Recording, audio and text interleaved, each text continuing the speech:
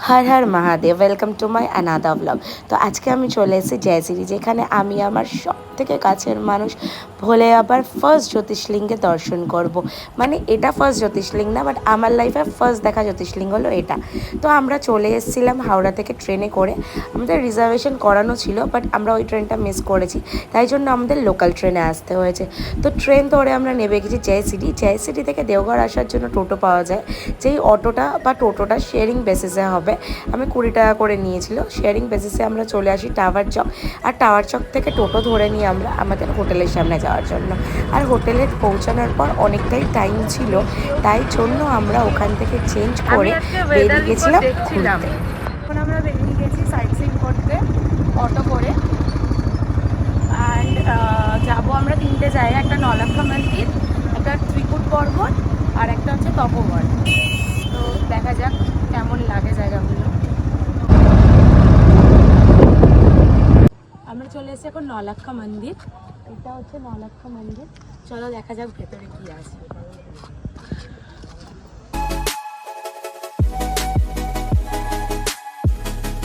চলে এসেছি এখন নলাক্ষা মন্দিরে।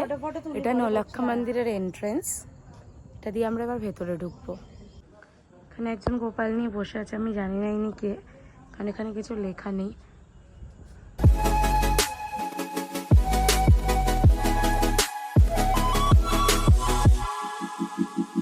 কৃষ্ণ ঠাকুরের মন্দির ছিল, আর একটা কোনো গুরুদেবের মন্দির ছিল যে যিনি এখানে তপস্যা করতেন, বাট ওখানে ছবি তোলা বারণ ছিল, তাই জন্য আমরা ছবি তুলতে পারিনি, মানে ভিডিও করতে পারিনি।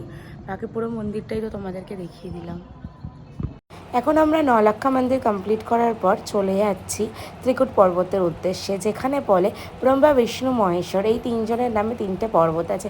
এখানে উঁচুতে একটা বিশাল বড় ভোলে আবার মন্দিরও ছিল, কিন্তু যেটা এখন আর কেউ যেতে পারে না, কারণ রোপওয়েটা ভেঙে যাওয়ার পর ওখানে যাওয়া এখন বন্ধ হয়ে গেছে। শুধু ওখানকার পুরোহিতরাই যায় ওখানে পুজো দিতে। এই দেখো এখানে বাঁদরগুলো খাবার খাওয়ার জন্য কিরকম করছে। ইভেন এখানে তো একটা ছোট্ট পুচকি বাঁদর একটা দোকান থেকে বিস্কিট নিয়ে পালিয়ে গিয়ে এই কোনায় বসে খাচ্ছে। এই দেখো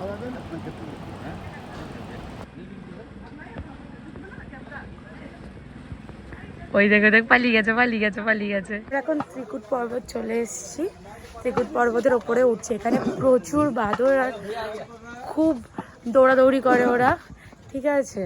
তো জিনিসপত্র এখানে খুব সাবধানে ক্যারি করতে হবে। এখানে ভর্তি বাঁদর। এটা কি আছে? বাঁদরের সুইমিং পুল। বাঁদররা চান করে জল খায়, তার জন্য সরকার থেকে বানানো হয়েছে বাঁদরের সুইমিং পুল। হ্যাঁ বললাম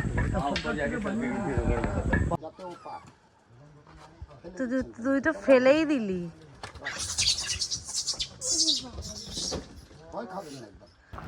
তো এবার খাওয়ার খাওয়ানোর পর বাঁদরদেরকে আমরা চলে যাচ্ছি পাহাড়ের বাকি মন্দিরগুলো দর্শন করার জন্য। এখানে প্রচুর মন্দির আছে ওপর দিকে। এটা হচ্ছে ভোলে আবার আরেকটা মন্দির, যেটা ত্রিকুট পর্বতের ওপরেই আছে।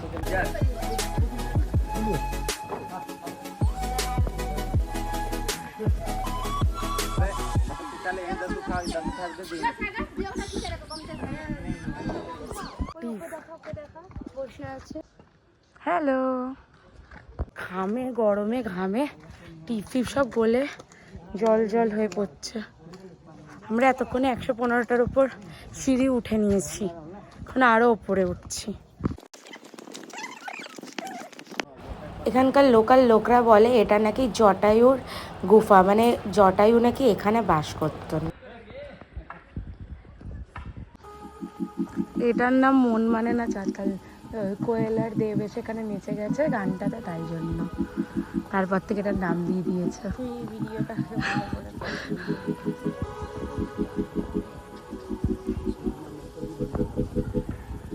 আমরা এখান থেকে ফেরার সময় এখান থেকে প্যারা নিয়ে ফিরি, কারণ এখানের প্যারা খুব টেস্টি, আর সত্যি এখানের প্যারাগুলো খুব ভালো হয়। এখানে প্যারা দিয়ে পুজো দিয়েছি। এরপর আমাদের এখান থেকে যাওয়ার কথা ছিল তপোবন, বাট এত গরম আর এত রোদ ছিল, তাই জন্য আমরা যেতে পারিনি। আমরা ডিরেক্ট রুমে চলে যাই ফ্রেশ হয়ে পুজো দিতে যাওয়ার জন্য। এখন বাজে দুপুর 4টে। আমরা এখন যাচ্ছি পুজো দিতে, কারণ তখন পুজো ছিল। তো আমরা যেই পান্ডাটার সাথে কথা বলে নিয়েছিলাম, উনি এখন ফোন করে বললো যে এখন আপনারা চলে আসুন। তো এখন ভালোভাবে দর্শনও হয়ে যাবে, পুজোও হয়ে যাবে। তাই জন্য আমরা স্নান করে বেরিয়ে গেছি পুজো দেওয়ার জন্য। তোমরা এখন যে কোণটা দেখছো, এই কোণটা কোনো জল দিয়ে না, এই কোণটা টোটালি রাবণের টয়লেট দিয়ে বানানো হয়েছিল। এটার পেছনে একটা বড় গল্প আছে। রাবণ অনেক দিন ধরেই ভোলে বাবা তপস্যা করতে, ভোলে বাবা যখন মুগ্ধ হয় তার তপস্যায়, তখন বলে যে তোমার কি চাই। তখন রাবণ বলে যে আপনি আমার সাথে আমার লঙ্কায় গিয়ে বাস করুন, যেটা সম্ভব না। তাই জন্য ভোলে বাবা তার একটা জ্যোতিষলিঙ্গ দিয়ে বলে যে তুমি এই লিঙ্গটা যেখানে যেই মাটিতে রাখবে আমি সেখানেই স্থপিত হয়ে যাব। তো তখন রাবণ তাকে নিয়ে আসছিলেন, কিন্তু দেবতারা সেটা চাননি কখনোই যে রাবণের কাছে আমাদের ভোলে বাবা থাকুক। তাই জন্য তারা বুদ্ধি বের করে আর রাবণকে বাধ্য করে যাতে রাবণ সেই জ্যোতিষলিঙ্গটা একটা মাটিতে রেখে দেয়। আর রাবণ সেই জ্যোতিষলিঙ্গটা আমাদের এই বাবা বৈদ্যনাথ ধামেই রাখেন, সেখান থেকেই আমাদের জ্যোতিষলিঙ্গটা এখানে স্থাপিত হয়ে যায়। আর রাবণ যাতে নিয়ে যেতে না পারে তাই জন্য মা গঙ্গা তার নাভিতে ধারণ হয়ে যায়, যেটাতে তার খুব জোর টয়লেট পায়। আর সেই টয়লেটের জল থেকে এই কোণটা তৈরি হয়।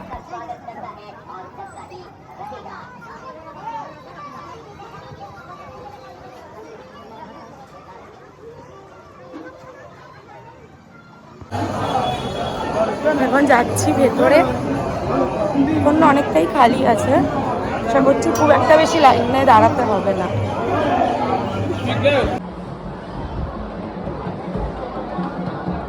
ওটা মাথা, ওই যে দেখ এই মাথা থেকে ওই মাথায় বাঁধা, ওটা মাতা সতীর পীঠ, যেখানে মাতা সতীর হৃদয় পড়েছিল, ওই জন্য ওদের বন্ধনে বাঁধা এটা। এত অনেকটাই আমরা হেঁটে এগিয়ে এসেছি, খালি ছিল বাট এখান থেকে অনেকটাই ভিড় আছে ইন দ্য সেন্স সবাই লাইন দিয়ে আস্তে আস্তে আস্তে আস্তে এগিয়ে এগিয়ে যাচ্ছে। এত লেটে আসার পরেও এখনও অনেকটাই লাইন আছে, অনেকটাই ভিড় আছে। আর এটা ভিআইপি বলে, নর্মালটাও তো অনেকই ভিড় আছে।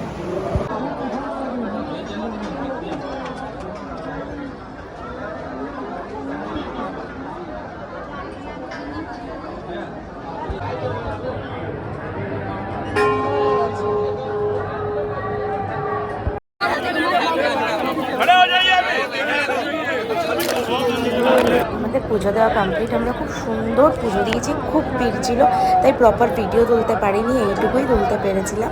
অ্যান্ড তারপর আমরা হোটেলে গিয়ে খাওয়া দাওয়া করে ঘুমিয়ে পড়েছিলাম, আর আমাদের ভিডিও তোলা হয়। বোর্ডিং পাস হয়ে গেছে, এখন শুধু ওয়েট করছি যাওয়ার জন্য। ফ্লাইটটা আমাদের 4টের সময় আছে, হয়ে গেলে আমাদের ট্রিপ এখানেই আজকে এবার এন্ড হয়ে যাবে।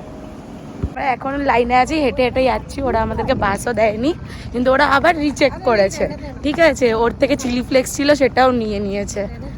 আমরা হ্যাঁ, মানে ওর ব্যাগ চেক করে চিলি ফ্লেক্স পেয়েছে, নিয়ে নিয়েছে।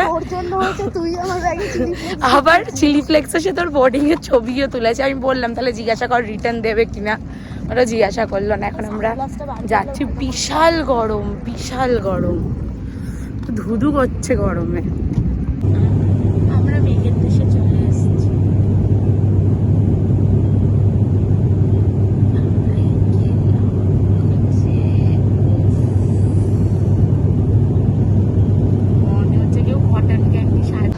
আমরা ল্যান্ড করে গেছিলাম 45 to 50 মিনিটসের মধ্যে।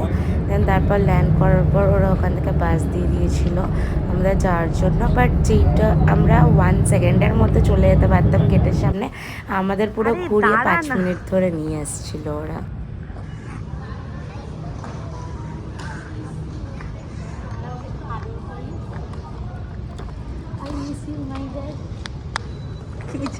হারিয়ে ফেলবো ভেবেছিলাম, থ্যাংক ইউ আমার কাছে ফিরে আসার জন্য। আমরা এখন কলকাতা ল্যান্ড করে গেছি, আমরা ক্যাব বুক করে নিয়েছি বাড়ি যাওয়ার জন্য। তোমাদের সব ডিটেলস ক্যাপশনে দিয়ে দেওয়া হবে, তোমরা ওখান থেকে কালেক্ট করে নিতে পারো। চলো দেখা হচ্ছে তোমাদের সাথে নেক্সট ব্লগে, টাটা।